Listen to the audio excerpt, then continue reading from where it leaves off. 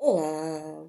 Então, continuando a leitura do livro Formação Econômica do Brasil, de Celso Furtado, tá?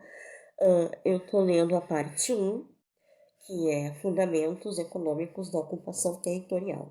Então, hoje eu começo o capítulo 2, Fatores do Êxito da Empresa Agrícola. O capítulo 2, ele tem 7 parágrafos, tá? Então, hoje eu vou ler o parágrafo 1, parágrafo 2 e o parágrafo 3. Tá? Vou ler 3 parágrafos hoje. Aí amanhã eu continuo o parágrafo 4 e 5. Então, hoje é o capítulo 2, né? Na parte 1. Capítulo 2. Fatores do êxito da empresa agrícola. Então, vamos começar a leitura. Espero que você me perca aqui. Então, vamos lá. Um conjunto de fatores particularmente favoráveis tornou possível o êxito dessa primeira grande empresa colonial agrícola europeia. Os portugueses haviam já iniciado há algumas dezenas de anos a produção em escala relativamente grande nas ilhas do Atlântico de uma das especiarias mais apreciadas no mercado europeu, o açúcar. Essa experiência resultou ser de enorme importância, pois, demais de permitir a solução dos problemas técnicos relacionados com a produção do açúcar, fomentou o desenvolvimento em Portugal da indústria de equipamentos para os engenhos açucareiros. Se tem em conta as dificuldades que se enfrentavam na época para conhecer qualquer técnica de produção e as proibições que havia para a exportação de equipamentos, compreende-se facilmente que, sem o relativo avanço técnico de Portugal nesse setor, o êxito da empresa brasileira teria sido mais difícil ou mais remoto. Aqui tem um rodapé número 4, tá? Mais remoto. Tá? Número 4. O livro já está todo riscado que eu já li ele. Então, eu vou ler aqui o número 4. A técnica de produção do açúcar era relativamente difundida no Mediterrâneo, pois desde a Síria até a Espanha se produzia esse artigo por toda parte, se bem que em escala reduzida.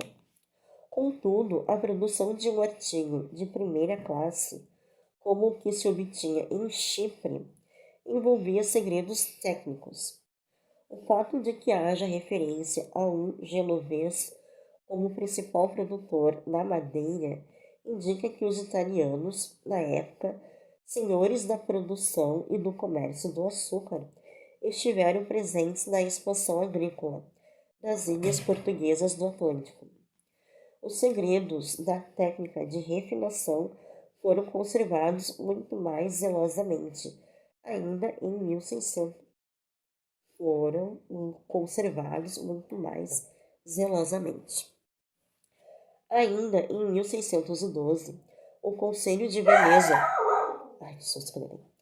Ainda em 1612, o Conselho de Veneza, cidade que, durante muito tempo, havia monopolizado a refinação de todo o açúcar que se consumia na Europa, proibia a exportação de equipamentos, técnicos e capitais ligados a essa indústria.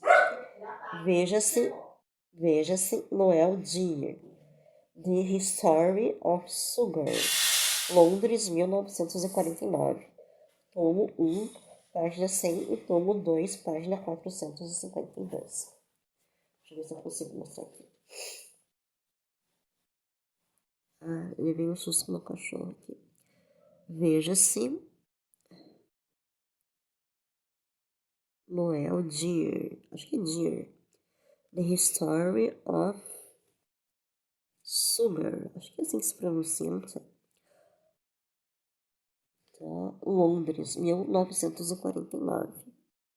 Tomo 1, página 100 e tomo 2, página 452, tá?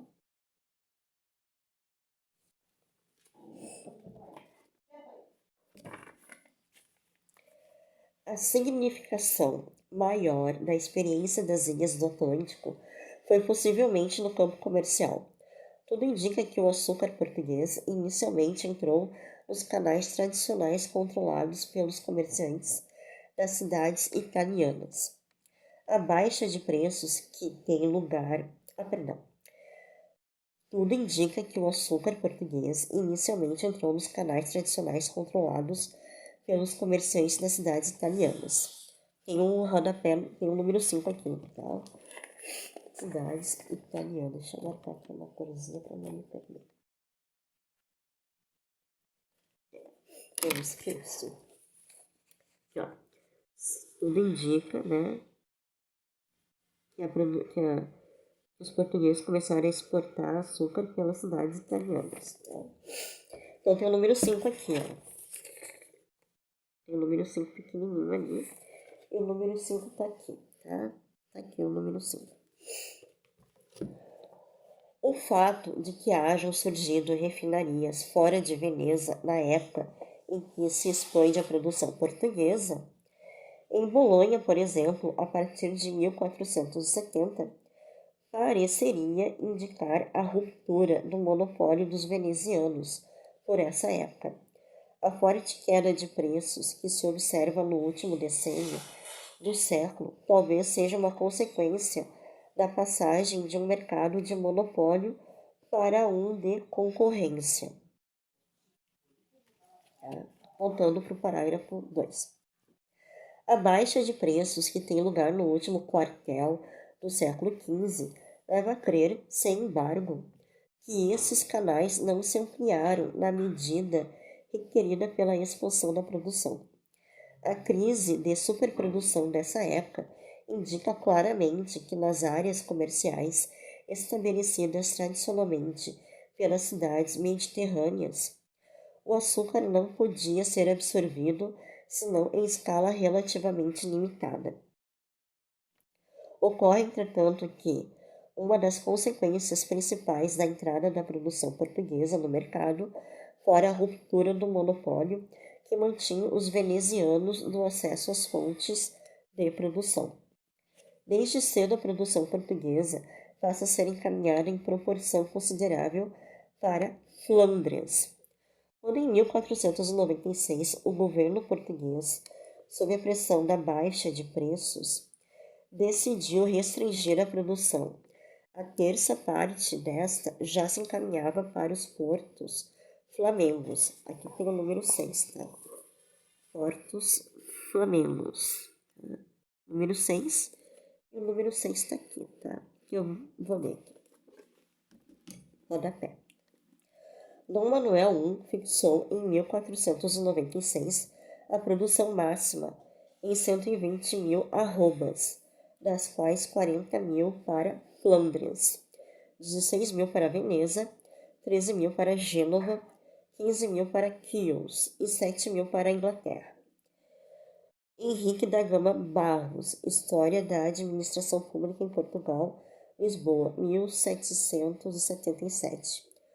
4. Capítulo 5, citado por Noel Dier. Noel Dier. Vou mostrar aqui para vocês. Henrique da Gama. Henrique da Gama Barros. História da Administração Pública em Portugal, Lisboa. Então, aqui e aqui. 1777. 4, capítulo 5. Citado por Noel Dier. Aqui tem uma abreviação, tá? Que eu não vou pronunciar aqui. Página 101. Já tem op.cit. Cite 1, página 101, tá? De Noel Dier, que é a citação dele.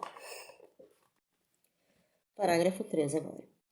A partir da metade do século XVI, a produção portuguesa de açúcar passa a ser mais e mais uma empresa em comum, como os Flamengos, inicialmente representados pelos interesses de Antuérpia e em seguida pelos de Amsterdã. Desculpa. Os Flamengos recolhiam o produto em Lisboa, refinavam-no e faziam a distribuição por toda a Europa, particularmente o Báltico, a França e a Inglaterra. Aqui também tem uma nota de rodapé, tá? Inglaterra, número 7. Eu vou ler aqui, número 7 está aqui. Esse rodapé, como vocês estão vendo, está em inglês, tá?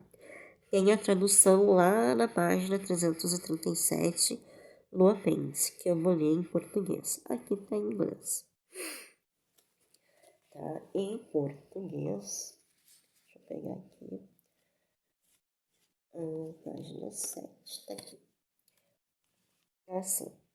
A data em que a primeira refinaria foi construída em Antuérpia não está registrada, mas deve ter sido logo depois do início do século XV.